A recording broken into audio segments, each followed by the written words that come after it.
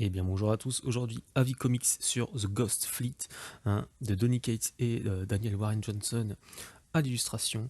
Qu'est-ce que ça raconte? C'est l'histoire autour d'un convoi, en fait de transport, import, export, sur plusieurs années.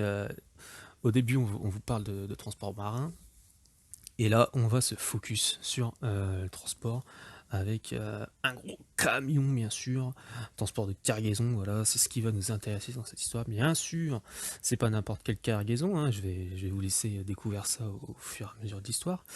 Va y avoir une mission qui va mal se passer, hein, pour un duo de collègues, et on va faire connaissance avec notre personnage principal qui va être Trace. Un petit coup dans le dos, bien sûr, de son binôme, et Trace va devenir un homme avec l'envie de vengeance pour ce convoi fantôme, voilà, ce fameux convoi. Trace ressemble beaucoup à. Ça m'a fait penser à ça direct, mais c'est tellement ça en plus. À Snake Plissken, voilà, dans New York 1997, hein, de Charles Carpenter. Voilà, le bandeau, les cheveux un peu longs, le mec fur badass, quoi.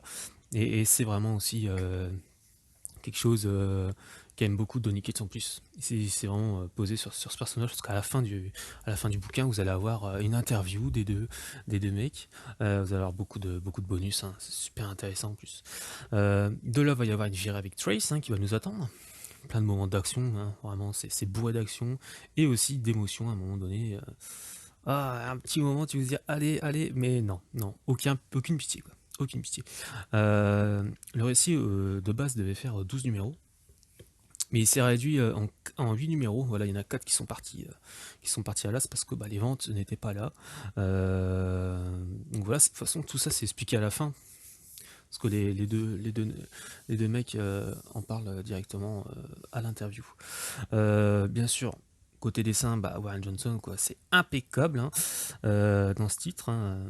C'était l'un de ses premiers titres publié. Je crois qu'avant il avait fait Space Bullet, mais c'est le récit que je ne trouve pas en physique, vu que c'était un webcomics.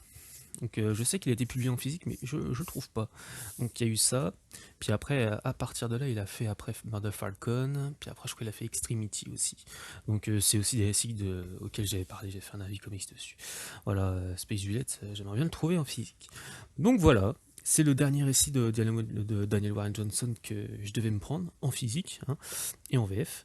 Donc je suis à jour, j'ai plus qu'à attendre le bêta reveal qui devrait sortir bientôt en grand format apparemment. Donc ça c'est nickel chrome. Donc voilà, bon, j'espère que je vous ai donné envie de lire ce récit. Franchement, j'ai beaucoup aimé. Je l'ai gardé à la fin parce que c'est ça qui m'intéressait le moins, qui m'attirait pas beaucoup. Mais sincèrement, je me suis pris dedans. J'ai quasiment lu en une journée.